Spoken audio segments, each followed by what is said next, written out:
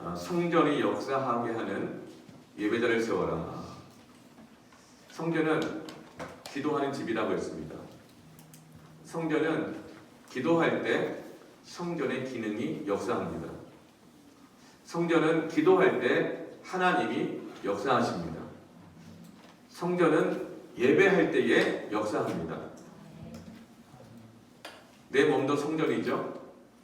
내가 기도하고 예배할 때 내 몸 안에서 하나님이 역사하십니다. 그러므로 성전이 역사하게 하시기 위해서는 예배자를 세워야 합니다. 기도자들이 일어나야 합니다. 성전이 역사하게 하기 위해서는 내가 예배자가 되어야 하고 기도자가 되어야 합니다. 오늘 말씀은 6장까지 성벽을 다 재건하고 난 다음에 그리고 와서 오늘 7장 1절에 문짝을 이제 달고 그리고 그 성벽 안에 여러 예배자들을 세우는 것으로 시작되고 그리고 예루살렘 성을 재건하기 위해서 성전을 재건하고 성벽을 재건하기 위해서 돌아왔던 포로 귀한 자의 명단들 그들로 하여금 예배자가 되도록 하기 위해서 느헤미야가 이제 성벽 안에 여러 예배자들을 세우는 것. 그럴 때 완공된 예루살렘 성전과 성벽 안에 있는 그 하나님의 역사들이 일어나게 된다는 것이죠. 여러분 성전 역사하게 하는 예배자를 세우십시오. 아멘. 오늘 이렇게 음향 이렇게 송출을 하는 게 망가져가지고 지금 유튜브 지금 채널을 닫았어요. 그리고 여러분 아무리 음향 기기가 잘 돼 있고 유튜브로 송출한다 하더라도 시스템이 다 갖춰져 있고 나가고 있다 하더라도 실제로 예배 안 하면 아무 소용 없는 겁니다. 제가 주중에 좀 점검해 봤어요. 몇 번을. 그 현장에 나온 예배 못하고 계시는 분들. 그래서 제가 전화하고 물어보고 확인해 보니까 어떤 분들은 철저히 좀 하고 있는 분들 계시고 또 어떤 분들은 안 하고 있고 못 하고 있다는 분이 태반이었습니다. 나중에 들으려고 이렇게 하십니다. 너무 안타깝더라고요. 왜요? 그랬더니 너무 바빠가지고 너무 중요한 일이 있어가지고 아니 먼저 그 나라가 이런 거 하라고 했는데 예배하는 것보다 중요하고 바쁘고 우선순위가 어디 있습니까? 그러면 너무 안타까웠어요. 네. 물론 그렇지 않은 분들도 많이 계셨어요. 정말 철저하게 있으면서 자녀들과 함께 어떤 일이 있어도 모여서 예배하고 잠옷 차림을 놓지 않고 다 신고 양말까지 신기고 현장 교회에서 예배 드린다고 똑같이 준비해서 드리는 가정도 많이 있었어요. 그러나 그렇지 않은 가정들도 있더라고요. 여러분 아무리 시스템이 완비가 됐다 하더라도 예배하지 않으면 소용없는 겁니다. 기도하지 않으면 하나님의 역사가 중단되는 거예요. 그래서 오늘 이 유튜브 채널이 지금 중단됐다 하더라도 오늘 우리가 여기서 예배자가 되시길 바랍니다. 기도자가 되시길 바랍니다. 예배 전과 후가 중요한 게 아니라 그랬죠. 너 그렇게 살았으면서 무슨 지금 예배야? 예배 드리고 나서 또 그렇게 살 거면서 네가 무슨 예배야? 여러분 이것은 율법이죠. 마귀의 정죄입니다. 우리는 전에 잘 살았어도 100번 예배 드렸을 때 예배 끝나고 난 다음에 얼마든지 넘어질 수 있는 사람들이죠. 중요한 것은 지금 이 순간 하나님 앞에 전심으로 예배하십시오. 그러면 유튜브가 망가지든 뭐 어떤 것이 망가지든 성전은 역사합니다. 교회는 역사합니다. 하나님 역사하십니다. 느헤미야 6장까지 치열한 영적 전쟁이 계속되었었습니다. 느헤미야 6장은 문짝이 없고로 시작했어요. 문짝이 없고 그러면서 성벽은 다 재건됐는데 문짝이 달려있지 않은 상태에서 원수 대적들이 느헤미야 지도자를 죽이려고 합니다. 여러분 문짝은 권위를 상징한다고 했죠. 지도력, 리더십, 커버링이라고 했어요. 보호라고 했어요. 네. 문짝이 없는 상황에서 마귀가 마지막으로 공격하는 게 뭐죠? 권위자를 공격하는 겁니다. 권위자를 없애버리려고 했죠. 그래서 이 회의 장소로 불렀다가 죽이려고 했는데 느헤미야가 분별력 있게 안 나가 버렸어요. 그러자 이제는 어떻게 합니까? 이제 여론전을 펼치잖아요. 봉하지 않은 편지를 보내가지고 흘리고 이러면서 그 내용도 느헤미야의 지도력과 리더십에 대한 모욕, 의심하게 만드는 거, 판단하는 거, 함부로 말하는 거 이런 내용들이 들어있었어요. 그러니까 그 말이 전해지든 안 전해지든 안 전해졌다 하더라도 느헤미야가 그 편지를 읽어봤으면 잘 굉장히 마음이 힘들었을 거예요. 그렇죠?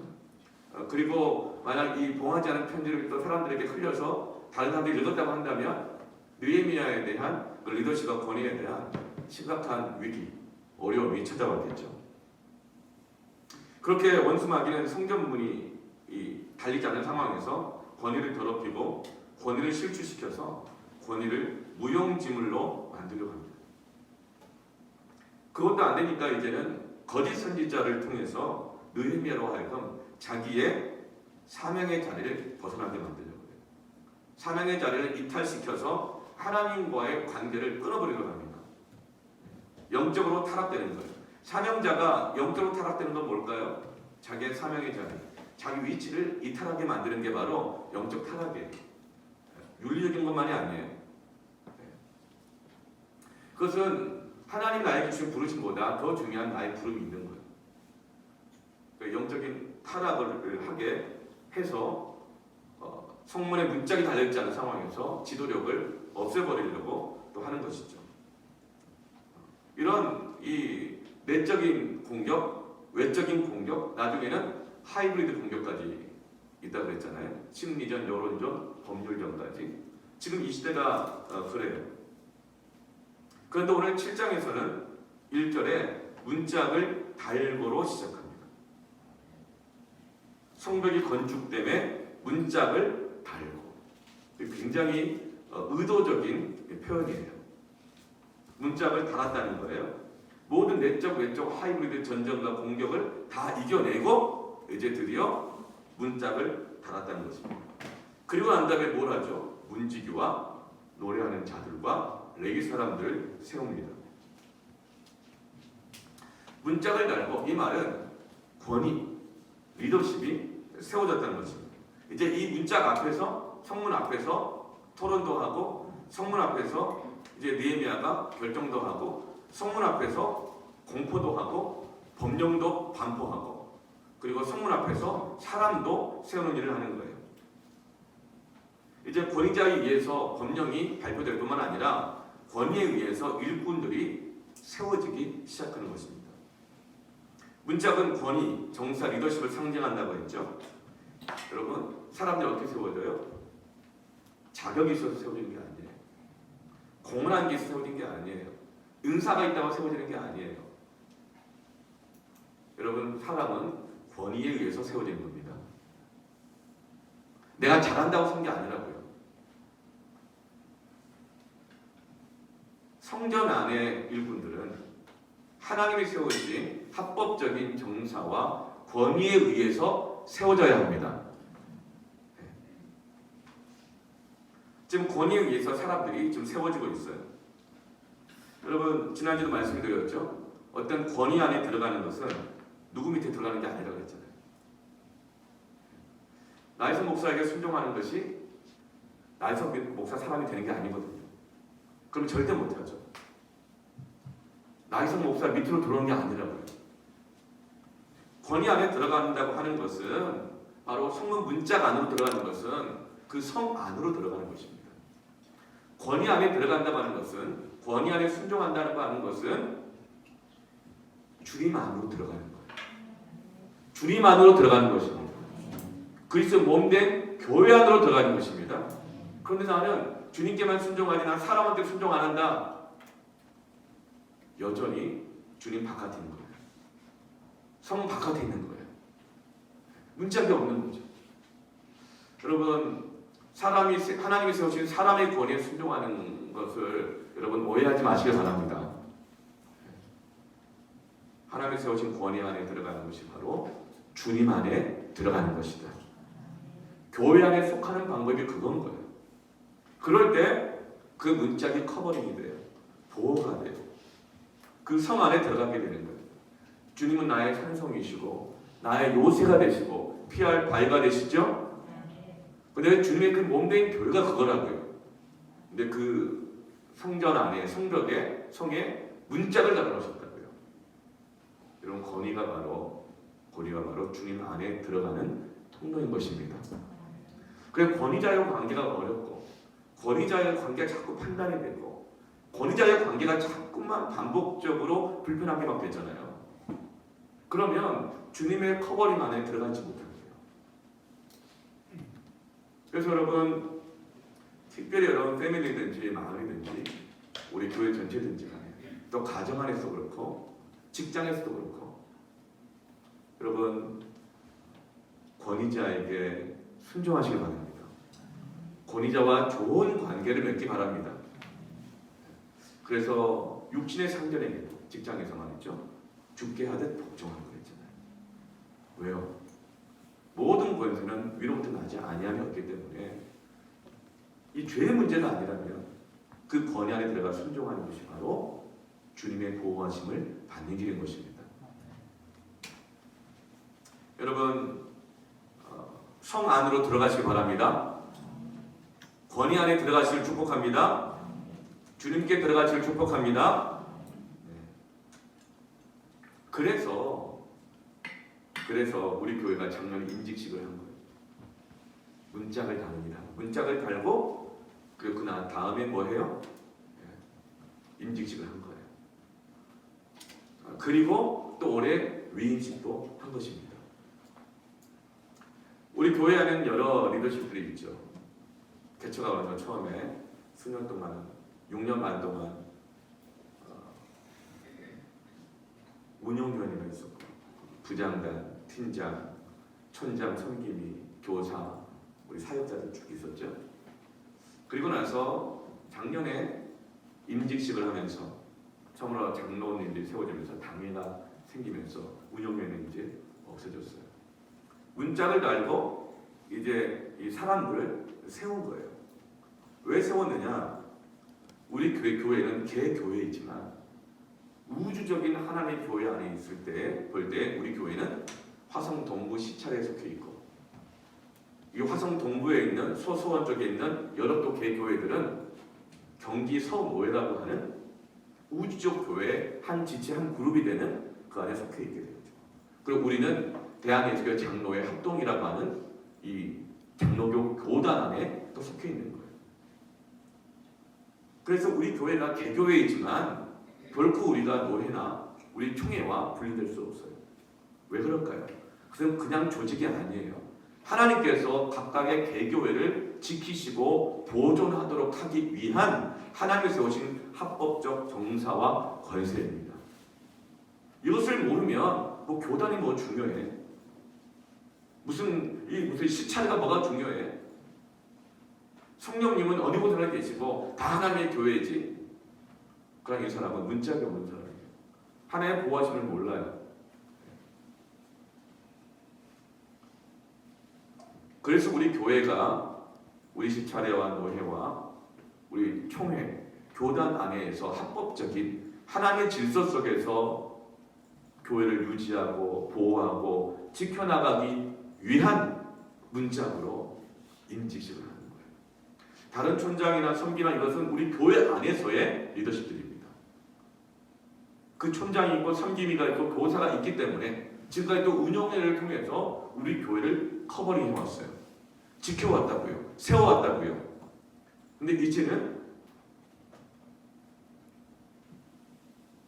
이 장로와 안수집사와 권사 그리고 위목사를 세우는 것을 통해서 이제 하나님께서는 이 한국 교회에 허락하신 합법적인 정사와 권세와 보호가 되는 교단 안에서의 교단 안으로 들어가서 하나님의 그 돌보심과 보호함을 받기 위해서 임직식도 하고 위임식도 하는 것입니다. 외적인 전쟁과 내적 전쟁과 하이브리드 전쟁을 다 이겨내고 성벽을 건축하고 문짝을 달고 그리고 문지기들, 노래하는 자들, 레위인들을 세웁니다.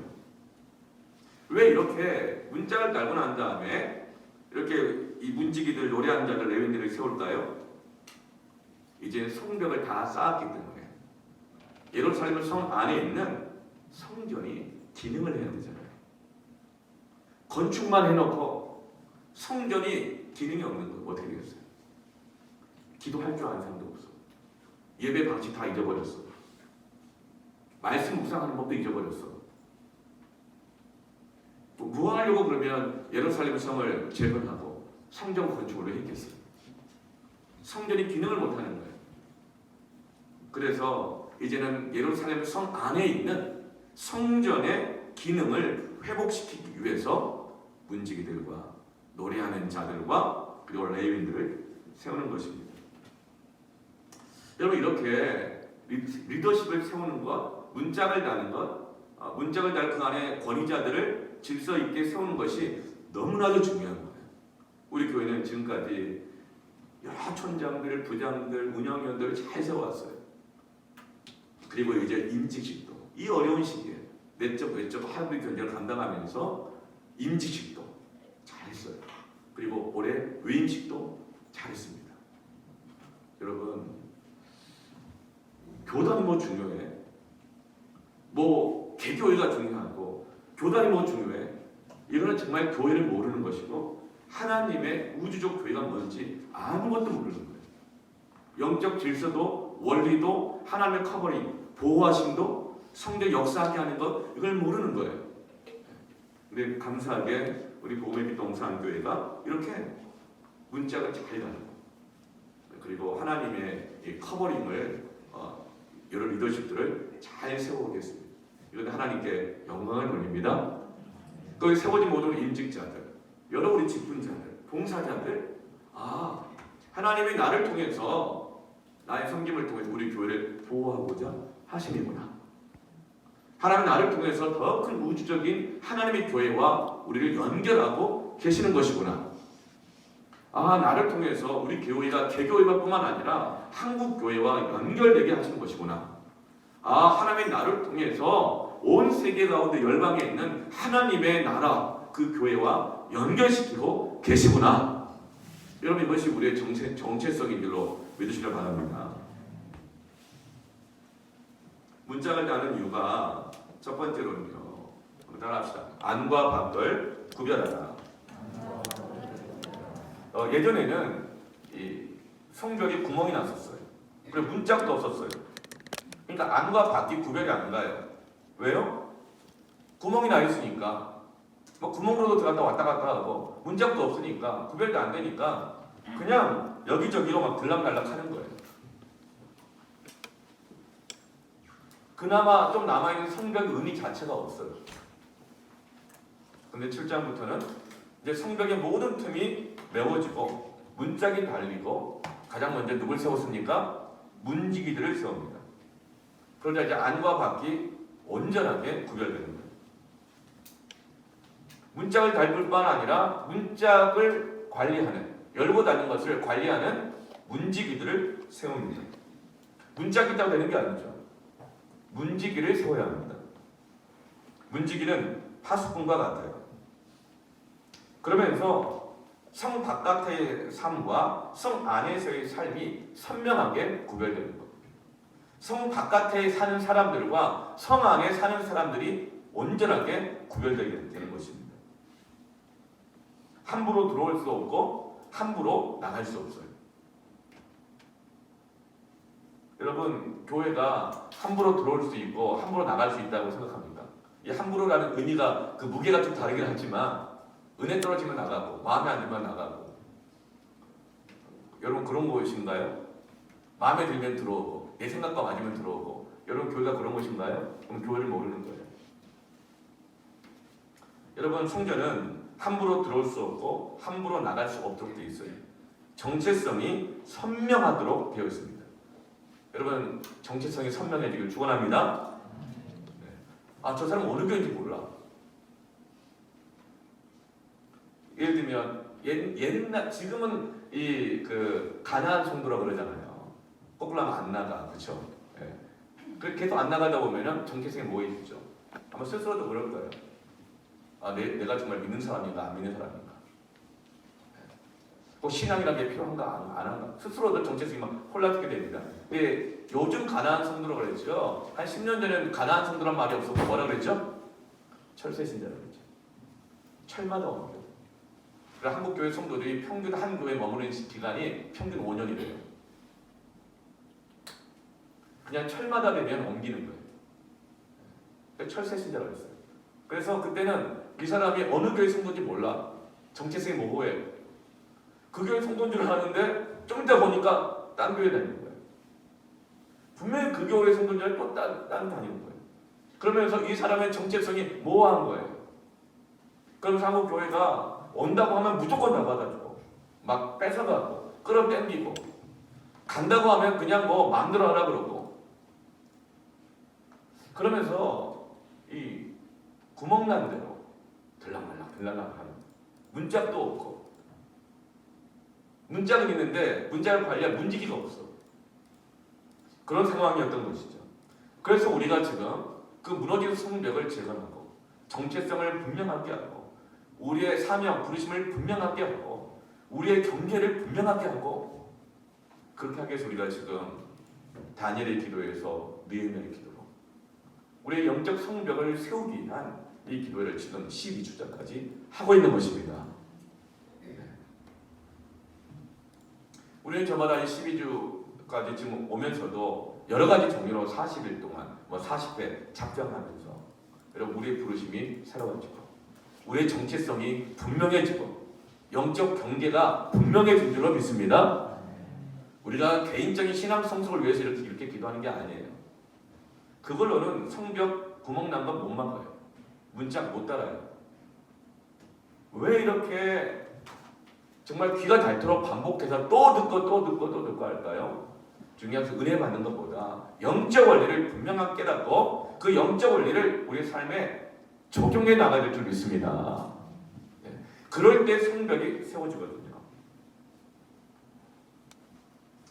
문짝이 달렸다는 것의 가장 큰 의미는 권위가 세워졌고 그 권위를 통해서 안과 밖이 구별된다는 것입니다. 권위를 통해서 안과 밖이 구별돼요. 그러니까 권위자와의 관계를 통해서 그 사람이 이스라엘 백성이냐 아니면 이방인들이냐 이것이 구별된답니다. 문짝을 다는 것을 통해서 그리고 그 권위 안에서 안전하게 보호받기 시작한다는 것입니다. 그리고 그 권위를 통해서 이제 성전 안에 기능을 할 수 있도록 리더들이 세워진다는 거예요. 어떤 이 원칙이라든가 자격 조건이라든가 이거 다 필요해요. 그런데 성전 안에 예루살렘 성 안에 리더들은 권위에 의해서 세워져야 합니다. 자기 혼자 서는 게 아니에요. 그리고 이들이 이제 성전의 기능이 역사할 수 있도록 동역자들이 되는 것입니다. 그러므로 여러분 기도할 때 좋은 권위자를 만나도록 기도하시길 바랍니다. 정말 중요한 기도예요. 우리 자녀들이 있죠. 이 사회에도 권위자들이 있잖아요. 학교 선생님. 부모 만나는 거야. 내 뜻대로 어떻게 할 수 없는 거고. 그렇죠? 그래서 부모도 자녀들에게 좋은 권위자가 될 수 있도록 기도해야 합니다. 좋은 문짝이 될 수 있도록 기도하세요. 그리고 여러분 자녀들이 학교 선생님 좋은 분 만나기 위해서 기도하는 것처럼 기도해야 돼요. 하나님, 우리 교회 주일학교 선생님 정말 좋은 권위자가 세워지게 해주십시오. 그리고 우리 맡은 우리 자녀의 우리 주일학교 우리 선생님 정말 좋은 권위자가 되게 하여 주십시오. 그렇게 여러분 기도해야 합니다. 좋은 권위자를 만나세요. 좋은 권위자를 위해서 기도하세요. 권위자를 축복하며 기도하세요. 이런 가나안에 있는 성도들, 성문 밖에 있는 분들 위험합니다. 이후에 녹화된 거를 유튜브로 또 듣는다 하더라도 혹시라도 오늘 이 말씀을 듣고 은혜 받기를 원하시는 분들, 내가 지금 가나안 성도다, 어떤 이유가 있든지 내가 성문 바깥에 있다, 그럼 빨리 성문 안으로 들어가시길 바랍니다. 위험합니다. 빨리 권위 안으로 들어가시길 바랍니다. 하나님의 영적인 원리와 하나님이 세우신 영적인 구조 안에 들어가야 합니다. 접붙임을 받아야 됩니다. 은사가 다 다를 수도 있고 지체가 다 다르지만 몸이 하나예요. 주도 하나이고 그리스도 하나이니 하나님께서 영적인 권위를 통해서 교회를 하나가 되게 하신다고 그랬잖아요. 여러분 권위 안으로 들어가시길 바랍니다. 여러분 그렇게 권위 안으로 들어갈 때 그 사람이 성전의 기능을 회복하는 지도자가 됩니다. 권위 안에 들어가지 않은 사람은 오히려 본인이 가지고 있는 열정, 열심, 그 은사를 가지고 오히려 성전의 기능을 무너뜨립니다. 깨뜨리고 분열시키고. 그래서 막 은사 있고 막 능력 있는 사람이 권위에 순종되어 있지 않잖아요. 예배도 깨고 다 깨요. 만약에 우리 찬양팀은 정말 안 그렇지만 우리 찬양팀의 찬양팀장이 우리 김용기 목사님이시죠? 그렇죠? 우리 근데 예배부 당당 사역자 우리 이영광 전사님이잖아요. 그렇죠? 영적 권위 순서상 사역자가 있고 그 밑에 우리 부장님이 있고 부장 그리고 또 팀장님이 있죠. 우리 전사님 아들뻘 아닙니까? 그렇죠. 만약에 우리 송창용 예배 부장님이 이영광 전사님 보고 이영광 전사 이리 와봐 그러면서 아들처럼 대한다고 한다면 여러분 예배가 살아나겠습니까? 우리 이영광 전사를 찬양 인도하는데 우리 김영기 유사님이 저번에 보기는 굉장히 어리고 앳돼 보이잖아요. 옷 입고 다니시는 것도 말씀하시는 것도 행동도 굉장히 젊어 보이죠. 나이를 가늠할 수 없지만 생각보다 이영광 전사가 아들뻘이에요 또.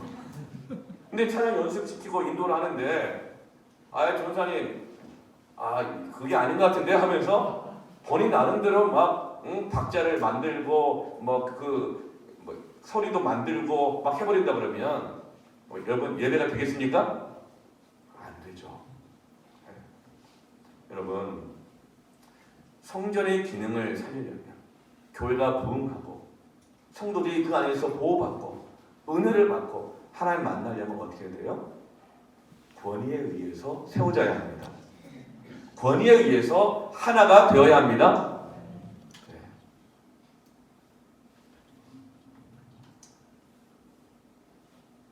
이제 이 성문짝이 세워지고 그 안에 성전의 기능을 회복할 수 있는 그런 여러 가지 은사를 맡은 사람들이 권위에 의해서 세워지게 됩니다.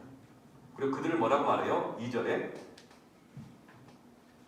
네아우 하나냐와 영문에 관한 하나냐가 함께 예루살렘을 다스리게 하였는데 네아우가 누구예요? 누구죠? 느헤미야의 아우인 거예요. 느헤미야의 아우와 그리고 영문에 관한 하나냐가 함께 예루살렘을 다스리게 하였는데 하나냐는 어떤 사람이죠?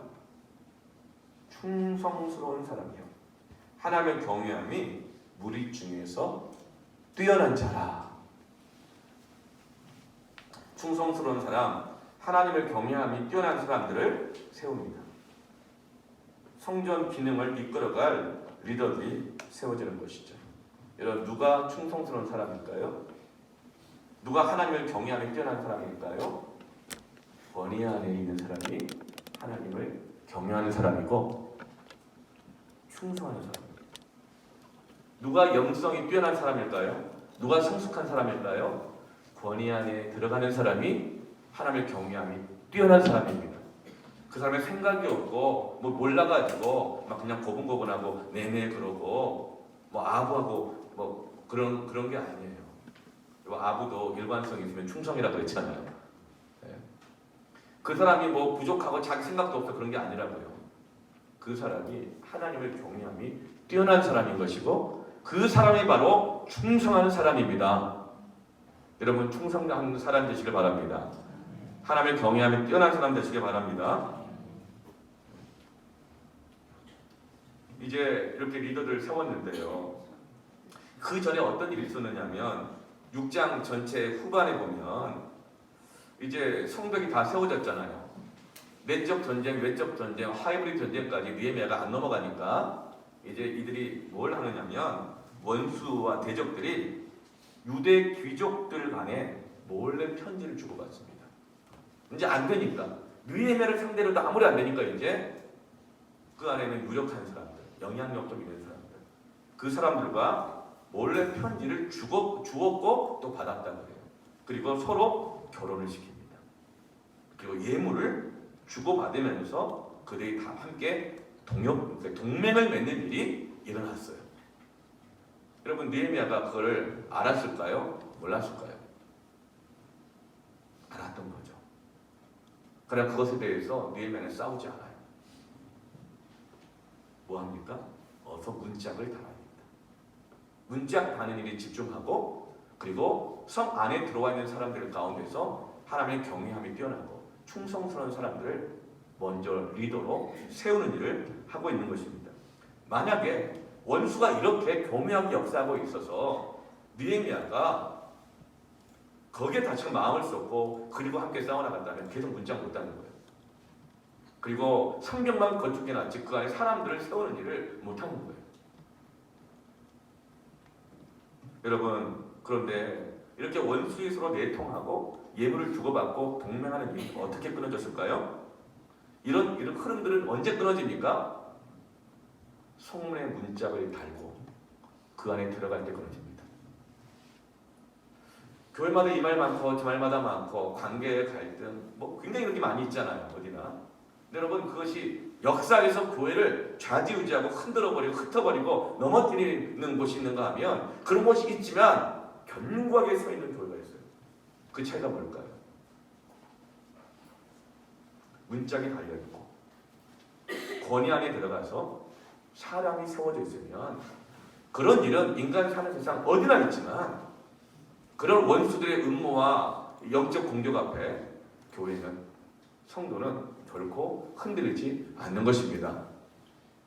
그래서 여러분 우리가 문짝 다는 것이 더 중요한 거예요. 그리고 그 안에서 하나님의 충성스러운 사람들이 세워져야 합니다. 그때 그 흐름들이 끊어지는 것입니다. 여러분 오늘 이 밤에 그 영적인 모든 대적들의 공격의 흐름을 끊어버리십시오. 어떻게 끊어요? 여러분 문짝을 달아요. 그 권위 안에 들어가서 충성스러운 사람 되시고 하나님을 크게 경외하는 사람 되십시오. 그러면 그 오랫동안 흘러왔던 저주와 분열과 다툼과 원망과 시기와 질투의 영적 흐름이 끊어질 것입니다. 그런데 그거 그냥 일일이 쫓아다니면서 뭐 자초지종 따져보고 뭐 증명해 본다 그러고 뭐 풀어본다 그러고 하잖아요. 그 흐름이 안 끊어져요. 오히려 여러분 충성하십시오. 하나님을 경외하십시오. 그럼 끊어질지어다. 아멘. 본의 아니게 가난한 성도가 된 분이 있을 수 있습니다. 많은 경우는 정말 지도자의 문제가 더 커요. 솔로몬도 그랬고 다윗도 그랬고 사울왕도 그랬고 잘못된 지도력이 있을 때 그 권위가 잘못되었을 때 성도들이 이리 휩쓸리고 저리 휩쓸리고 하다가 튕겨나갈 때가 있어요. 뭐 그래서 가난한 성도가 될 수 있고 또 교회 안에서 막 이렇게 저렇게 터지는 사건들에 상처받고 휘말리다가 여러분 상처에 집중하면 그거 풀어보려고 그러면 절대 안 풀립니다. 휘말립니다. 그러다가 교회 밖으로 튕겨나갈 수가 있어요. 그리고 그런 일을 한 번, 두 번 겪다 보니까 이제는 교회를 선택한다는 것이 너무 두렵고 권위를 인정하고 권위 안에 들어가는 것이 너무 두려운 일이 될 수 있어요. 그래서 원수가 계속 공격하거든요. 그래서 잘 이기다가도 내적 전쟁, 외적 전쟁 잘 이기고 내적 전쟁 어떻게 잘 이기고 하이브리드 전쟁 또 걸려 넘어지고 이러다가 그래서 한국교회 성도들이 평균 5년이 되잖아요. 철새들이 1년 만에 한 번씩 왔다 갔다 하지만 철새 신자는 5년에 한 번씩 왔다 갔다 합니다. 여러분 이 흐름을 끊어야 합니다. 이 흐름을 끊으십시오. 어떻게 해요? 권위 안으로 들어가야 돼요. 교회 안으로 들어가야 돼요. 권위를 만나야 합니다. 그때 끊어지는 거예요. 권위와 좋은 관계 맺지 않으면 권위 안에 들어가지 않으면 이 흐름은 절대로 안 끊어집니다. 그래서 여러분 교회를 선택할 때는 어떻게 해야 될까요? 저도 이 복음의 빛 동탄교회가 몇 번째 교회인지 계산했는데 늘 잊어버려요. 하여튼 첫 번째는 아니고 두 번째도 아니고 세 번째도 네 번째도 아니고 아마 여섯 번째, 일곱 번째쯤 되는 것 같아요. 네. 여러분 그런데 이 교회를 선택할 때 어떻게 해야 되는가? 아, 그 교회 분위기가 좋다더라. 아니면 그 교회 요즘 뜬다더라. 뭐 이렇게 해서 선택하면 안 됩니다. 또 그 교회 건물 아 좋더라. 편안하더라. 이렇게 선택해도 안 됩니다. 아 가까운 교회? 아닙니다. 그렇게 선택해도 안 됩니다. 여러분 문짝을 보고 선택하셔야 됩니다. 문짝이 달렸는가? 여러분 사람 보고 선택하지 말고 건물 보고 선택하지 말고 프로그램 보고 선택하지 말고 주님이 그 교회의 머리이신가? 여러분 그것이 우리의 선택의 기준입니다. 주님이 그 교회의 머리이신가? 주님의 부르심을 확인하고 교회를 선택하는 것입니다. 혹시 내가 그렇게 선택하지 않았다? 그럼 어떻게 될까요? 그래서 우리가 부르심의 기도부터 하는 거예요. 그리고 우리가 바른 부르심으로 선택한 게 아닌 것을 있다면 그걸 회개하는 거예요. 그제서야 우리가 다시금 하나님의 부르심 앞에 반응하고 순종할 수 있는 서원의 기도를 하는 것입니다. 그 과정을 밟아야 되는 거예요. 여러분 주님의 부르심을 받고 교회를 선택했습니까? 여러분 보내심을 묻고 가시길 바랍니다. 그런데 그 부르심을 확인하는 경우 그것이 바로 권위와의 관계에 있다는 거예요. 자기 혼자 단독이 아니라는 거예요. 문짝을 달고 문짝에 가서 권위가 세우는 문지기에게 확인받고 묻고 확인받는 거예요. 근데 대다수의 많은 사람들이 하나님과 직통계시고 자기가 선택하고 자기가 결정해요. 판단해요. 여러분 이 사람은 문짝이 없는 거예요. 성 밖에 있는 거예요. 위험한 거예요. 여러분 권위 안으로 들어와야 합니다. 문짝을 달아야 합니다. 네. 문짝 안에서 권위 안에서 일꾼이 되셔야 합니다. 네. 이게 중요한 영적 원리예요. 우리가 그렇게 부르심의 기도, 회개 기도, 소원의 기도 하고 성문 안에 들어와 있어요. 그런데 마귀는 어떻게 해요? 계속 문짝을 공격할 거예요. 문짝을 없애려고 할 거예요. 권위와의 문제를 계속 일으킬 거예요. 권위에 대해서 실망하게 하고 의심하게 하고 갈등을 일으키고 서운하게 만들고 못마땅하게 만들고 막 부닥치게 만들고 이게 바로 마귀가 문짝을 계속적으로 없애려고 하는 거예요. 그 사람을 하면 또다시 어렵게 하고 커버리 보호하심이 없도록 하게 하려고 문짝을 그냥 떼어내려고 하는 것입니다. 그러면 여러분 절대로 문은 박차고 들어가거나 박차고 나가는 게 아닙니다. 문짝 앞에서 문지기의 말을 듣고 분별받아야 되는 거예요. 그런데 이미 내가 들어왔는데 그 문짝이 거짓 선지자인 거예요. 그럼 어떡할까요? 들어왔는데 그 문짝이 거짓 선지자예요.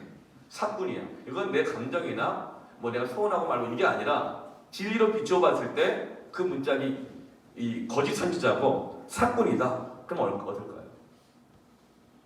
여러분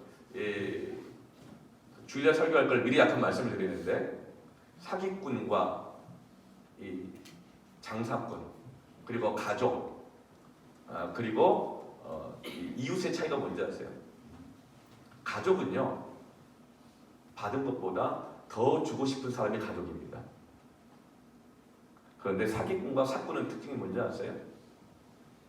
준 것보다 더 많이 받으려고 하는 게 바로 사기꾼이고 사꾼입니다. 그래서 사기꾼과 사꾼의 특징이 뭐예요? 감사가 없어요. 늘 손해봤다고만 말을 해요.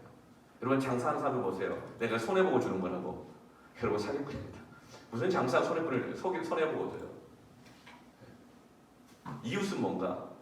주는 만큼 받는 관계가 이웃이에요. 여러분 교회는 가족입니다. 그런데 문짝으로 들어왔는데 사기꾼이고 사꾼 목자다. 완전 사울왕이다. 그럼 어떻게 해야 될까요? 그때부터 여러분 영적 원리에 따라서 영적 전쟁을 시작해야 합니다. 자칫 않고도 내 판단일 수 있거든요.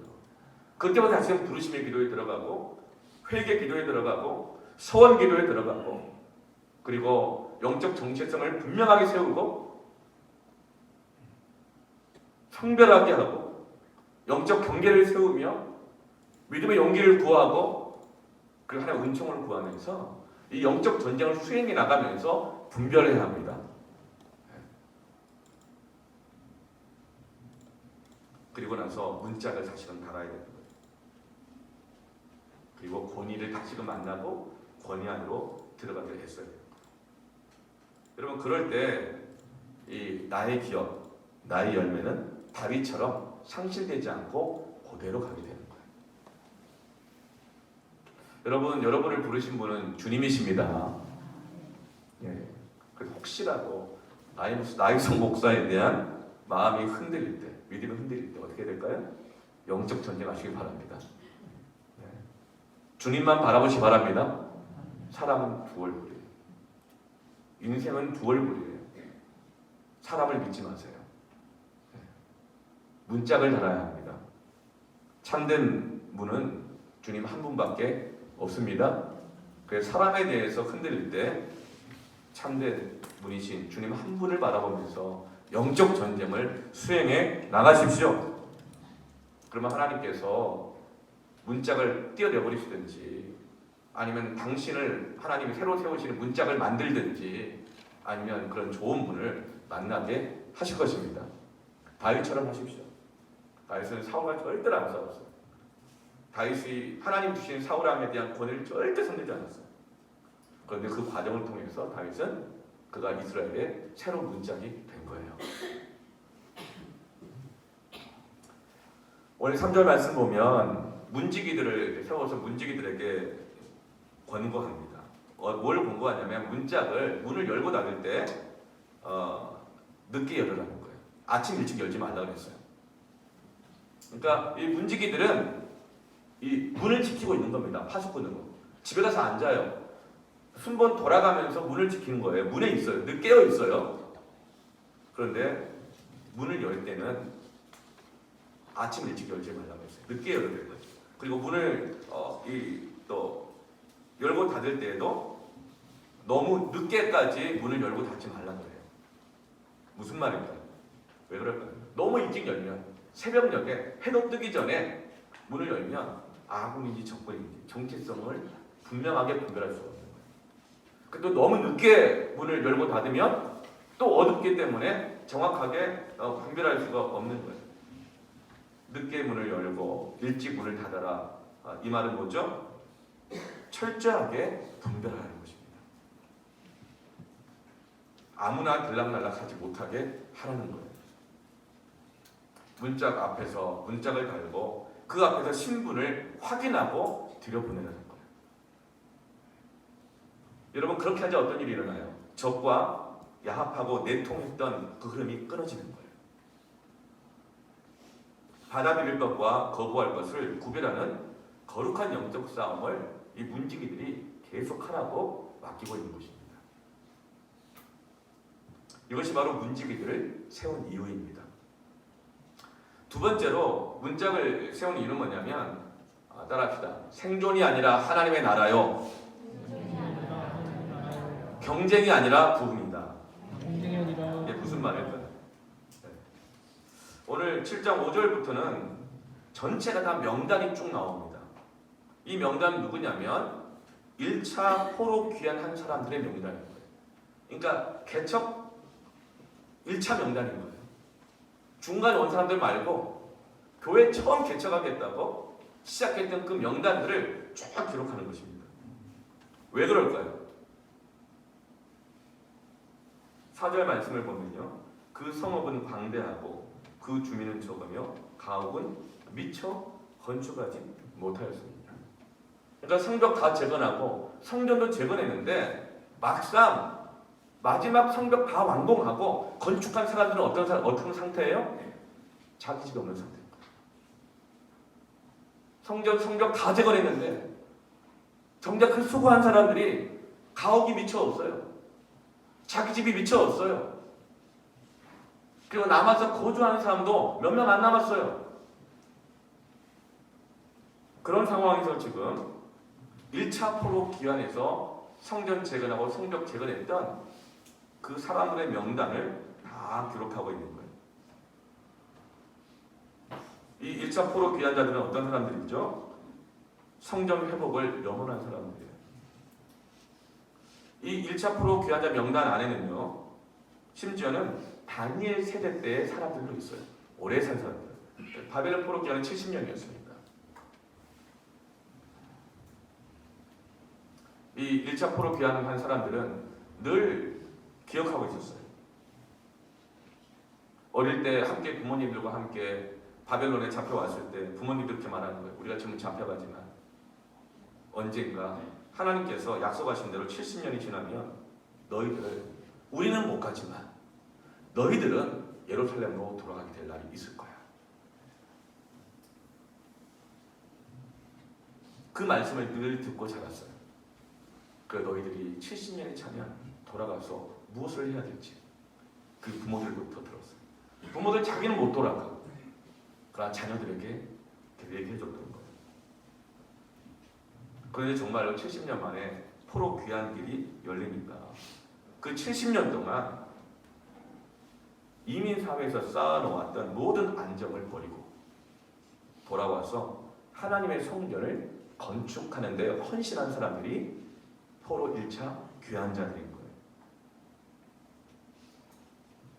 느헤미야는 지금 성전 다 완공하느라고 가옥을 짓지 못한, 자기 집도 없는 그런 사명자들에게 지금 포로 1차 귀환자들을 기억하게 한 것입니다.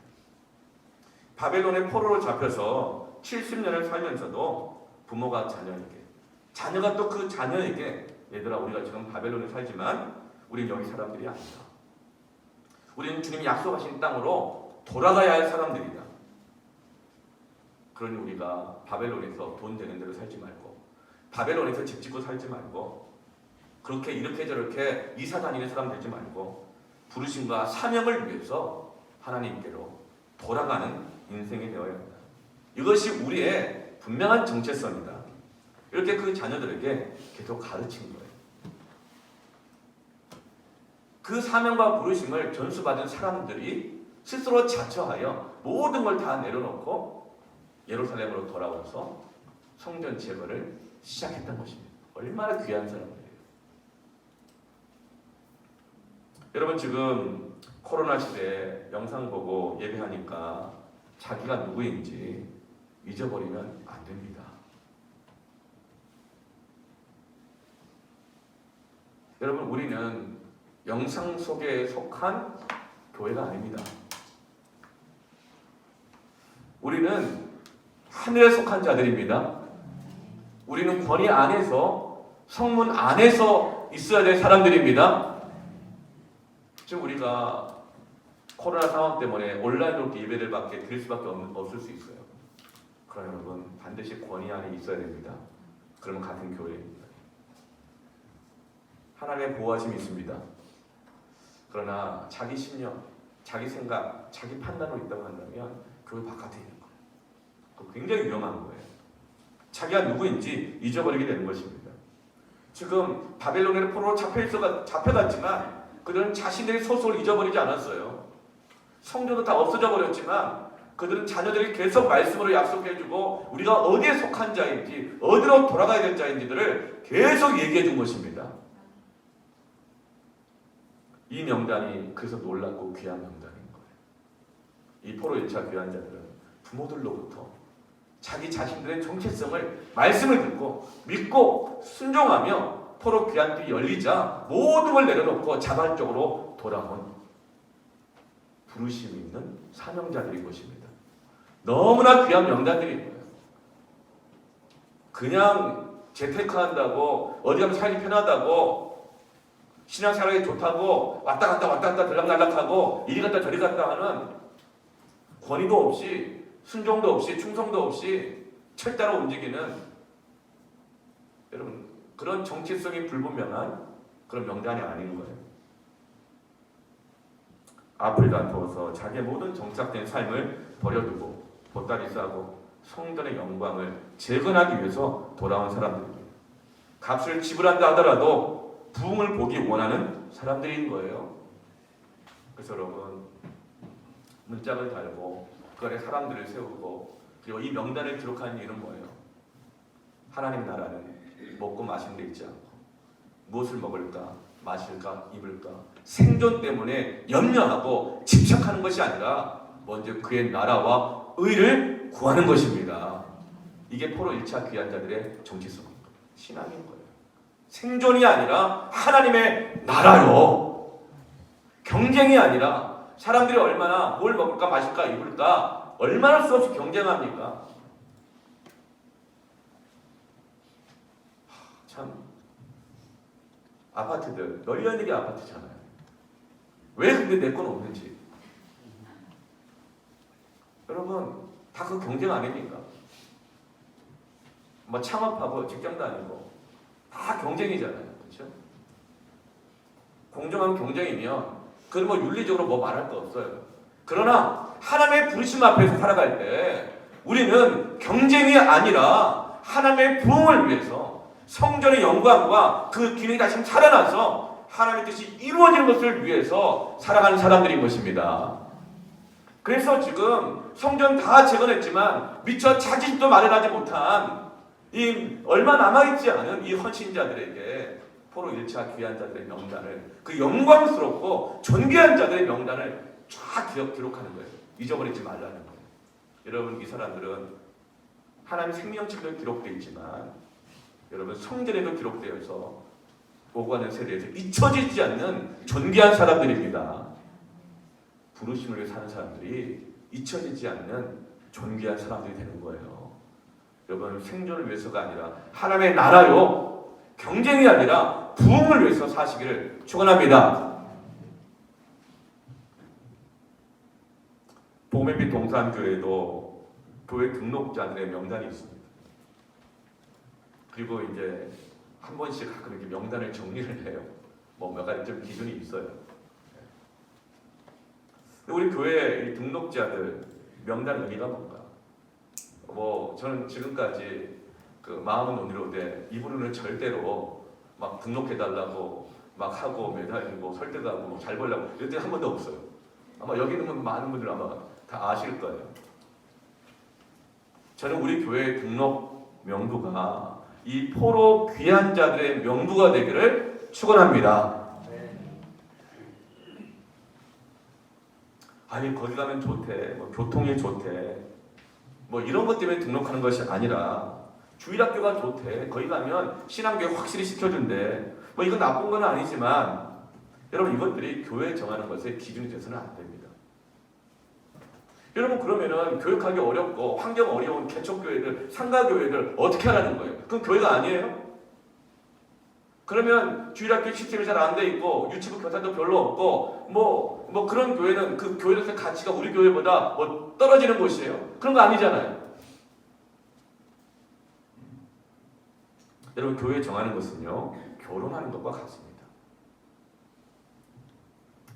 뭐 교육 잘 시키고 있고 프로그램 좋고 거기 가면 뭐 신앙 잘 성장할 수 있고 뭐 그런 것 때문에 이 교회를 정한다고 하는 것은 어떤 배우자랑 결혼을 하면 그 배우자가 머리가 좋고 교육을 잘 시키니까 머리 좋은 공부 잘하는 자식이 태어날 것 같아가지고 그 배우자를 선택하는 것과 그래서 저는 그게 그렇게 크게 차이가 없는 것 같아요.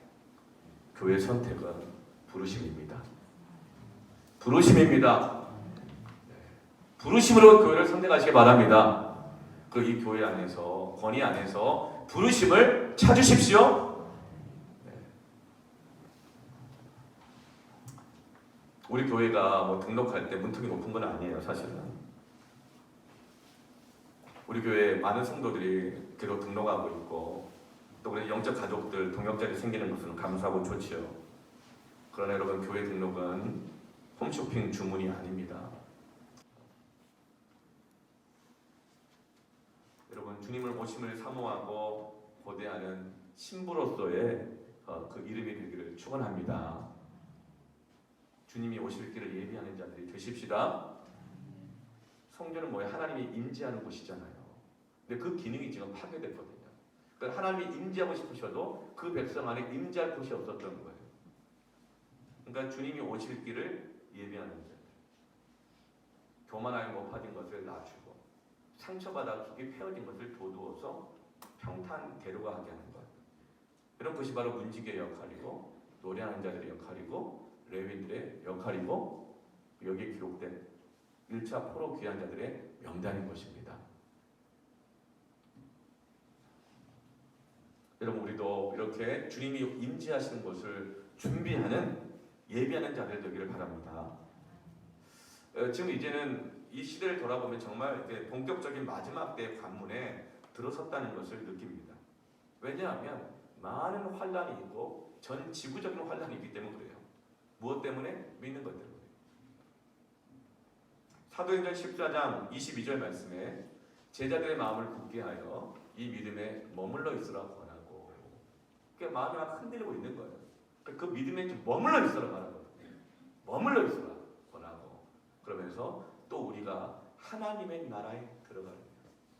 지금 주님 오실 때가 거의 다 와가는데 마지막 때가 되었는데 하나님의 나라에 들어가려면 어떻게 돼요? 많은 환란을 겪어야 할 것이라 하고, 우리는 이 여러 가지 많은 환란, 어려움들을 통해서 이 과정을 통해서 신부로서 우리의 거룩한 의복을 거룩하게 빨게 될 것이고, 우리 안에 있었던 거품들을 빼게 될 거예요. 가라지와 이 알곡이 구별되게 될 것이고, 코로나라고 하는 다림줄이 쫙 내려지면서 비틀어진 것, 구부러진 것들이 다 드러나면서 온전케 해가는 때입니다. 이 환란을 통과하면서 이 환란을 통과하는 과정 속에서 알곡이 남을 것이고 주의 영으로 인도함 받는 자들만 남을 거예요. 그래서 가장 중요한 구별이 뭐예요? 분짝이에요. 권위와의 관계. 가정 안에서 형제들끼리 아무리 사이가 좋아도 부모와 사이가 안 좋으면 어떻게 돼요? 그 가정은 깨집니다. 그래서 그 가정이 질서 있게 보호가 되려면 가장 중요한 게 뭔지 아세요? 부부관계예요. 부부관계가 가장 그 교회의, 그 가정의 가장 강력한 질서요, 권위요, 커버링, 보호예요. 근데 부부 사이가 안 좋아. 그래가지고 형제들끼리 모여서 믿을 건 우리밖에 없다.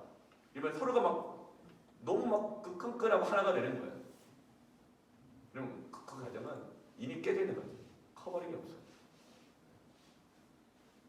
여러분, 권위와의 관계가 가장 중요합니다. 성도들끼리, 패밀리 식구들끼리 막 너무 친해. 여러분, 섬김이와 관계가 더 중요합니다. 섬김이들, 섬김이, 부성김이 막 친해. 여러분, 섬김이는요, 촌장과 함께하는 그 마을 섬김이 모임이 더 중요합니다. 꼭 기억하세요. 촌장들, 누가 관계 중요할까요? 담임 목사와 관계가 더 중요합니다.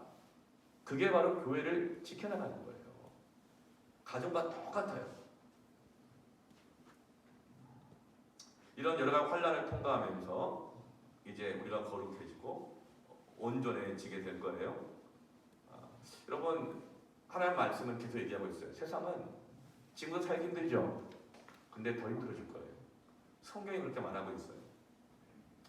겨울은 앞으로 더 추워질 것이고, 여름은 더 더워질 것이고, 장마는 더 길어질 거예요. 여러분, 지금 장마 같지 않아요? 작년에도 이랬거든요. 환경은 더 나빠질 거예요. 모든 과학자들이 2050년을 지구 환경 폐기 연도라고 다 이구동성으로 말하고 있습니다. 제 생각에 2050년 전에 주님 오실 것 같아요. 그리고 오셨으면 좋겠어요. 네, 너무 힘들어. 너무 힘들어요. 지금 빨리 오셨으면 좋겠어요. 마라나타 주 예수여 어서 오시옵소서. 여러분, 2050년부터 연금 받을 수 있으면 어떻게 해야 돼요? 좀 이따 오셔야 돼요. 네. 아니, 저는 지금 정말 마음으로는 내일이라도 오셨으면 좋겠어요. 2050년을 지구 폐기 연도라고 해요. 지구의 환경, 대기, 이게 지금 같지 않을 거예요. 해수면도 점점 더 높아지고 있고, 여러분 이 코로나는 단순한 팬데믹이 아닌 것입니다. 인류 역사상, 문자로 기록된 인류 역사상 이렇게 전 지구적으로 동시에 전염병이 일어난 적이 없습니다.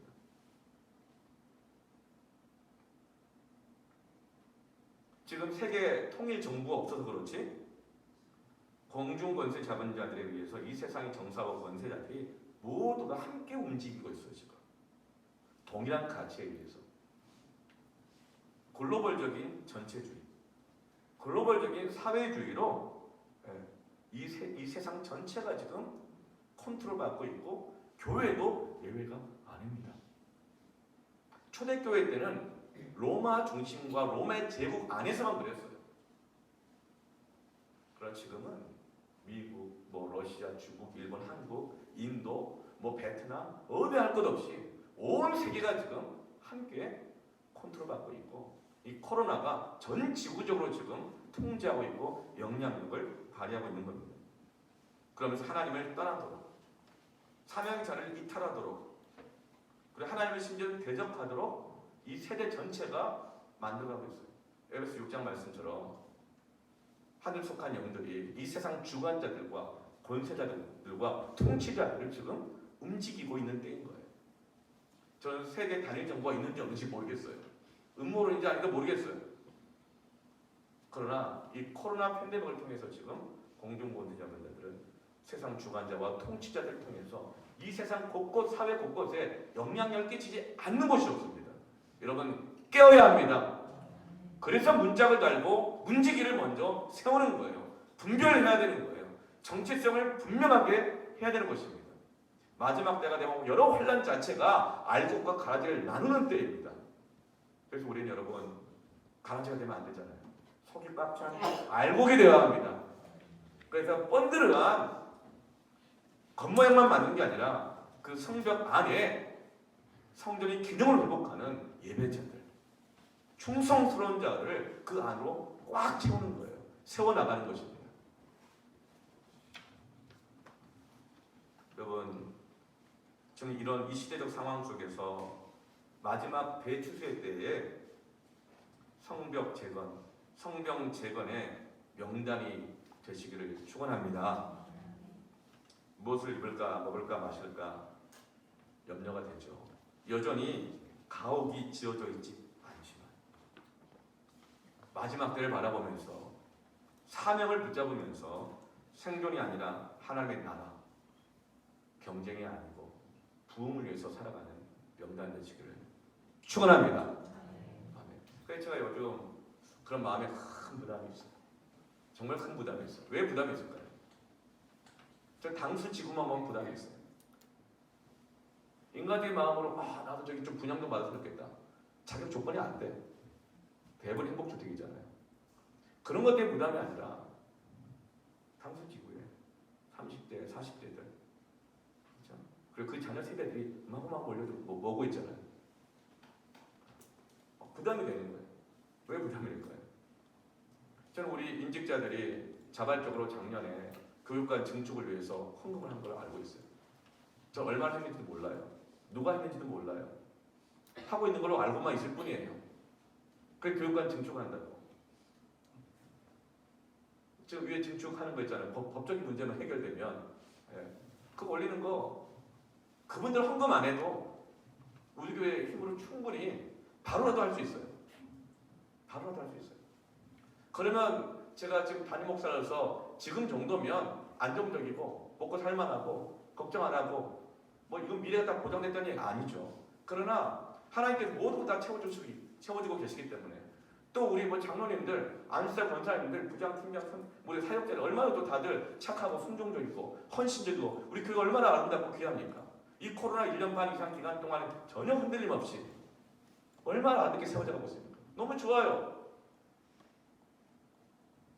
그런데 저 당수지구 그 땅에 앞으로 오게 될 영혼들을 바라볼 때 주님이 오실 때가 얼마 안 됐는데 안 남았는데 성문 문 밖에 있는 저 영혼들을 어떻게 할 것인가 부담이 막 되는 거예요.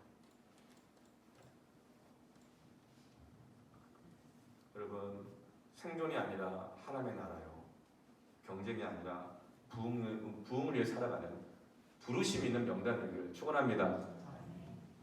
제가 요즘 새벽에 기도할 그 기도, 하나님 저 이 포로 1차 귀환자들의 명단, 저 개척 1세대잖아요, 그렇죠? 여기 몇 분 계시지만 제가 그 명단 되기를 원합니다. 그러려면 생존을 위해서 사는 것이 아니라 하나님의 나라를 위해서 부르심을 위해서 사시길 바랍니다. 네.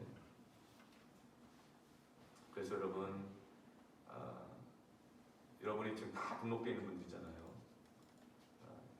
여러분이 주님 오실 길을 예비하는 사명의 명부가 되기를 바랍니다. 그리고 성벽 재건을 완수하는 명부가 되기를 축원합니다. 주님 오실 때까지 함께 가고 주님을 함께 맞이하는 그런 명단이 되기를 축원합니다. 끝으로 세 번째로 문짝을 다는 이유는 뭐냐면 내적인 충만함을 회복하기 위해서예요. 구멍을 메우고 무너진 것 보수하고 틈을 메우고 드디어 문짝까지 닫아서 안과 밖의 경계를 만들고 내면을 채우는 일을 시작하는 것입니다. 네. 여러분, 우리가 성벽 재건하는 건 뭐예요? 이거는 이 마귀들을, 귀신들을 결박하고 내쫓는 거잖아요. 네. 축사하고 그러면 내쫓기죠. 그렇게 축사하고 나서 끊어내고 내쫓은 다음에 해야 할 게 뭐죠? 그 다음에 채워야 되는 거예요. 그 내면을 채워야 되는 거예요. 1차 포로 귀환자들이 왔어요. 성전을 짓고 그리고 성전을 짓다가 잊어버렸던 율법을 발견하고 성경도 찾아서 읽고 부흥도 일어나고 은혜도 받았어요. 그리고 2차 또 귀환자가 와서 이어서 성벽을 다시금 재건했어요. 그런데 왜 3차 포로 귀환이 또 필요했을까요? 왜 느헤미야가 다시 와야 될까요? 왜 느헤미야가 수상공에 있는데 다시 성벽이 다 무너지고 회파되었고 성전이 다 부서졌다, 버려진 바가 되었다, 폐허가 되었다, 이 소식을 왜 또 들었을까요? 왜 이렇게 무너져 버렸을까요? 에스라서와 학개서는요 포로 1차, 2차 귀환기의 말씀이거든요. 그 말씀의 내용을 보면 성벽 재건하는 것에 대한 소망, 부르심, 포로로부터 돌아가는 것, 그래서 그들이 짓는 재건할 성전에 대한 영광이 그 이전의 그 영광보다 더 큰 영광이 될 것이라고 하는 그 소망의 말씀들이 포로 1차 기한, 2차 기한 때 그 기간에 쓰여졌던 학개서 에스라서 안에 다 들어있어요. 그러니까 비전이 있고 부르심이 다 들어있다는 거예요. 그런데 포로 1차 기한, 2차 기한 때 성벽 재건하고 성전 다 재건했지만 그 내면이 채워지지 않았었던 거예요. 느헤미야서의 말씀에만 다윗의 때와 같은 다윗의 장막을 일으키는 영적 요소를 세우는 이야기는 느헤미야서밖에 없는 거예요. 그러니까 성전은 1차, 2차 때 지어 나왔지만 온전한 성전의 기능이 회복이 안 되니까 다시는 성전이 회파되고 들짐승들이 사는 폐허가 되어버렸다는 것이죠. 그러다 보니 먹고 살기 좀 힘들다고 성전 재건을 중단해버렸고 보수하기를 멈춰버린 거예요. 더 이상 관리 안 한 거예요. 먹고 살기 힘들다고. 그러면서 자기 집 짓고 살 정도로 여유가 생겼지만 성전 재건이 다시 시작되지 않은 상태로 있었던 것이죠. 여러분, 우리의 내면이 채워지지 않으면 이전보다 더 악한 상태가 된다는 것을 보여주는 거예요. 마태복음 12장 43절부터 45절 말씀 보면 귀신이 쫓겨나가고 물 없는 곳으로 돌아다니다가 갈 데가 없으니까 다시 돌아와 봤더니 깨끗이 청소되고 비어있으니까 더 악한 7 귀신을 데려다가 들어와서 이전 형편보다 더 심해진지라, 이런 말씀이 또 있어요. 여러분 한번 보세요. 부흥이 있었던 모든 도시들 있죠. 역사적으로 부흥이 일어났던 나라, 도시들 더 악해져 있어요. 영국, 무슬림 인구가 더 많아요. 네덜란드, 아예 네덜란드 그 영사관 홈페이지에 가보면요, 무슬림 그 나라 뭐 기업 무슬림 상징하는 것들하고 막 이런 거 다 막 있어요. 프랑스, 독일, 이 모든 것들이 다 종교 개혁이 일어났던 것이고 부흥이 일어났던 것입니다. 지금은 영적으로 완전히 타락해 있어요. 이 유럽 교회들 가보세요. 다 무덤이에요. 여러분 왜 그런 줄 아세요? 문짝을 떼버렸거든요. 권위주의는 나쁜 것이지만 권위와 질서에 대해서 그 문짝이 없어져 버린 거예요. 그러면서 그 다음에 나타나는 게 뭐죠? 성전 기능을 회복시키는 사람들이 안 일어나요. 신학생들이 안 나와. 선교사들이 안 나와. 헌신자들, 봉사자들이 안 나와. 그러면서 유럽의 교회들은 전부 다 지금 교회가 무슬림 사원이 되고, 교회가 지금 술집으로 바뀌어버리고, 교회가 농구장으로 바뀌어버리고, 교회가 카페로, 교회가 춤추는 댄싱을 하는 곳으로 바뀌어버리고 더 악해진 거예요. 그럼 평양 보세요. 평양. 동방의 예루살렘이었잖아요. 1907년 엄청난 대부흥이 일어났었잖아요. 근데 여러분 문짝이 바뀌어버린 것 같아요. 권위가 바뀌어버리니까. 여러분 멀리 갈 필요도 없어요. 신촌 어때요? 신촌. 신촌의 뜻이 뭐예요? 신의 마을이라는 뜻이에요. 새로운 신자라는 의미로 쓰잖아요. 한자로는 새로운 신자니까 원래 그 신자가요. 신, 거룩하다, 신이다 이런 뜻이에요. 왜 그러냐면 신촌은 양화점 중심으로 선교사들이 모여 살던 것이에요. 그래서 당시 뭐라고 불렀냐면 홀리랜드, 거룩한 곳이다. 신을 섬기는 자들이 모여있는 마을이다. 그래서 신촌이었어요. 근데 지금은 어떻게 됐죠? 문화적으로는 모르겠어요. 영적으로는 타락의 메카가 됐어요. 여러분 젊은이들의 내면을 채워야 합니다. 젊은이들 내면을 채워야 돼요. 문 안으로 들어가서 젊은이들이 여러분 거기서 하나님의 사람들로 세워져야 합니다. 충성스러운 자들이 되어야 되고 여호와를 경외함이 뛰어난 사람들이 되어야 합니다. 그래서 1절에 문지기와 노래하는 자 레위를 세우는 거예요. 73절에도 이와 같이 제사장들과 레위 사람들과 문지기들과 노래하는 자들과 백성 몇 명과 느디님 사람들과 온 이스라엘 자손이 다 자기들의 성읍에 거주하였느니라. 이 문지기 노래하는 자 레위들은 바로 다윗의 장막을 회복하는 거예요. 이스라엘 역사에 제 7가지의 큰 영적 부흥이 있거든요. 근데 7가지 큰 영적 부흥, 대각성 때마다 나오는 게 뭐냐면 바로 다 다윗의 언약을 회복하고 다윗의 때를 회복하는 거예요.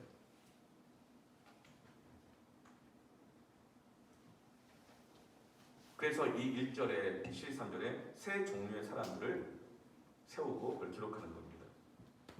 문지기, 노래하는 자, 레위. 성전의 내면을 채우는 거예요. 문지기는 파수꾼이라고 그랬죠. 성 안에 있는 것을 보존하고 지키는 거예요. 성전 안에 하나님의 거룩한 임재가 계속되도록 끊임없이 문을 지키며 외부의 세력과 내부에 드러나는 이 세력과 싸워나가고 분별하는 사람인 것입니다. 문지기들은 깨어 있어야 합니다. 우리 코로나 초창기에 뭐 신천지가 들어온다 만다 막 그럴 때 제가 우리 당시 운영위원들이었어요. 장로님들 오고 운영위원들 그랬어요. 새벽기도는 해야 되겠고 우리 운영위원들이 돌아가면서 새벽기도 불침번 쓰자고. 이게 문지기인 거예요. 그래서 그 기간 동안에 신천지는 아무도 못 들어온 줄로 믿습니다. 아멘. 네. 깨어 있어야 되는 거예요. 그게 영적 싸움인 거예요. 여러분 그러면 우리는 언제까지 영적 싸움을 해야 될까? 언제까지 영적 싸움을 해야 될까? 그럼 마귀는 결박을 당하면 쫓겨나죠. 어둠이 떠나가요. 근데 여러분 빛이 어두워지면 어둠이 와요. 촛대가 옮겨지면 어둠이 장악해요. 그러니 어떻게 해야 돼요? 성전 안에 불이 꺼지지 않도록 기름을 계속 유지해야 돼요. 계속 깨어 있어야 돼요. 계속 싸워나가야 돼요. 언제까지죠? 주님이 오셔서 만물을 회복하시고 사단을 완전히 무너뜨려 무저경에 집어넣을 때까지 우리는 주님 오실 때까지 계속 깨어서 기도하고 계속 이 영적 싸움을 해나가야 합니다. 작전기도 언제까지 해야 될까요? 주님 오실 때까지 계속 하셔야 됩니다. 이번 한 시간 끝나고 나서 또 여러분 작정할 기도가 있기를 바랍니다. 주님 오실 때까지 계속 작정하는 거예요. 새벽기도 언제까지 해야 될까요? 주님 오실 때까지 계속 깨어 있어서 기도해야 합니다. 여러분 예배 언제까지 드려야 될까요? 이 예배자의 삶을 언제까지 해야 될까요? 코로나 종식될 때까지요? 아니요. 주님 오실 때까지 계속 예배의 싸움을 해나가야 합니다. 전도 언제까지 해야 될까요? 교회 봉사 언제까지 해야 될까요? 선교 언제까지 해야 될까요? 주님 오실 때까지 해야 됩니다. 느헤미야서 4장 14절 말씀을 절대로 잊어버리면 안 됩니다. 너와 내 형제들과 자녀와 아내와 집을 위하여 싸우라 하셨느니라.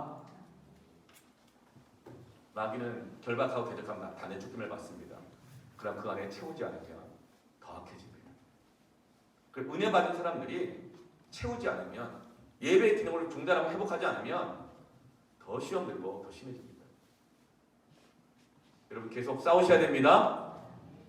노래하는 자들은 뭘까요? 노래 부르는 자를 세우거든요. 역대상 25장 1절부터 3절 보면 다윗의 장막을 세울 때에 신령한 노래 하는 자들을 세웁니다. 역대상 25장 6절 7절에도 다윗의 장막에서 노래하는 자들을 세워요. 이들은 누구냐면 예언적인 싱어들이에요. 신령한 노래하는 사람들은 뭐냐면 찬양하는데 그냥 찬양한 게 아니라 기도하고 예배하며 계시 영적인 자리에서 하나님으로부터 받은 마음, 그 계시적 말씀, 그 감동을 예언적으로 노래하는 사람들이에요. 그래서 그 예언적으로 노래하는 사람들을 통해서 성도들과 하나님 사이의 소통의 문이 열리게 되는 것입니다. 저는 우리 찬양팀들 신령한 노래하는 자들 되기를 바랍니다. 예언적인 싱어들이 되기를 바랍니다. 예언적 반주자가 되기를 바랍니다. 예언적인 드러머가 되기를 바랍니다. 예언적인 기타리스트가 되어야 합니다. 그러면 어떻게 돼요? 계시적 영성의 자리가 있어야 돼요.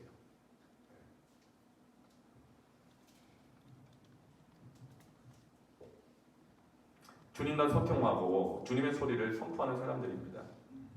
지금 저는 앞이 잘 안 보이고 내일을 알 수 없는 이 시대를 살아갈 때 예배 가운데서 신령한 노래하는 자들이 있어야 합니다. 그리고 세 번째로 레위인들을 세우죠. 레위인의 회복이 필요해요.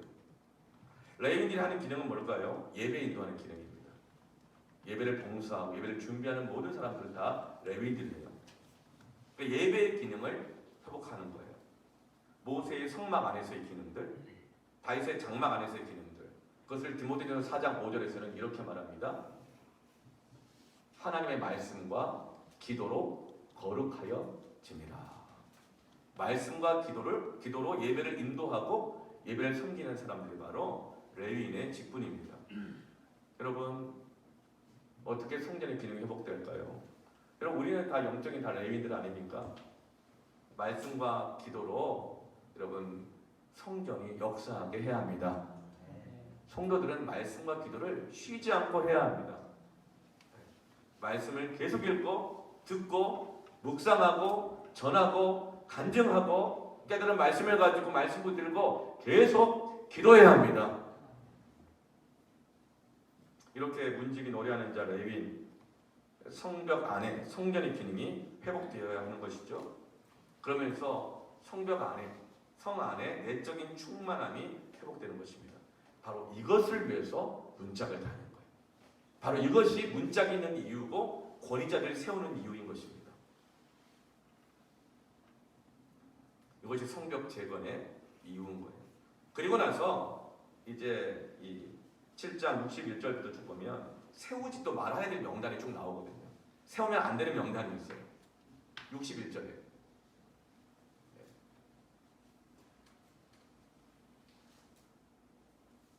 이 델멜라와 델하르사와 그들과 맏돈과 엠멜로부터 올라온 자가 있으나 같이 함께 포로 귀환한 자가 있긴 있는데 그들의 종족이나 계보가 이스라엘에 속하였는지는 어때요? 증거할 수 없어요. 정체성이 불분명한 사람, 이스라엘에 속한 사람인지 아닌지, 이 사람이 어디 사람인지, 이 사람 직분이 뭔지, 이 사람이 어느 교회 성도인지, 이 사람이 믿는 사람인지 아닌 사람인지 같이 있긴 있는데 알 수가 없어. 증거가 안 되는 이런 정체성이 모호한 사람. 그리고 64절과 65절 보면 이 사람들은 계보 중에서 자기 이름을 찾아도 찾지 못하였습니다. 뭐 등록이 뭐 중요해? 사람 이름이 뭐 중요해? 보이지 않게 하는 거지 뭐 직분이 뭐 중요해? 뭐 보이지 않게 하는 거지 뭐. 그 이름이 기록되어 있지 않는 거예요. 못하였으므로 그들을 부정하게 여겨 제사장의 직분을 행하지 못하게 하고. 그 65절에 총독이 그들에게 명령하여 우리인과 분명을 가진 제사장이 일어나기 전에 권위자, 영적 분별하는 권위자가 세워지기 전에는 지정물을 먹지 말라 하였느니라. 여러분 문 밖에 있는 분들 빨리 성문 안으로 들어가야 됩니다. 네. 영적 경계를 분명히 세워야 합니다. 권위하러 빨리 들어가셔야 됩니다. 네. 그러지 않으면 쓰임을 받을 수 없을 뿐만 아니라 잊혀지는 잡족이 돼요. 잡족. 네. 정체성을 분명하게 해야 돼요. 부르심을 분명하게 해야 되는 거예요. 이 시대는 나의 의지와 생각과 상관없이 적군이 됐다가 아군이 됐다가 왔다 갔다 할 수 있는 시대예요. 부르심을 분명하게 해야 합니다. 여러분 내적인 회복을 통해서 성전이 기능이 역사하게 하여서 권위 안에 들어가서 부르심이 분명한 인생 되기를 회복하기를 축원합니다. 그래서 주님 오실 길을 예비하시길 바랍니다. 생존을 위해서 살면 다 무기력해지고 비참해집니다. 후회합니다. 부르심을 위해서 하나님의 나라를 위해서 살아가기로 결단하시길 바랍니다. 하나님이 왜 이런 팬데믹을 허락하고 계시는지 이제는 더 이상 어린아이 신앙은 안 됩니다. 철새 신앙은 안 됩니다. 고집하고 가난한 신앙은 안 됩니다. 이제는 가짜 가지면 안 되고 본질이 회복되고 내면이 꽉 찬 내면이 회복되고 여호와를 경외함이 뛰어난 그 내면을 회복해야 될 때입니다. 여러분 이것저것 섞인 것을 가지고 불분명한 걸 가지고 대충 살다가 소멸되지 말고 들락날락하지 말고 문짝을 달고 문 안으로 들어가서 성 안에 기록되는 명단이 되십시오. 네.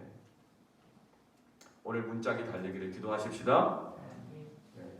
그리고 문 밖에 있는 영혼들을 물 건너 생명줄 던져서 주님 안으로 들어오게 하는 사람들을 하나님께 인도하는 자들은 하늘의 별과 같이 빛날 거라고 했잖아요. 여러분 그럼 우리가 부르심 있는 인생 되기를 축원합니다. 함께 우리 기도하겠습니다.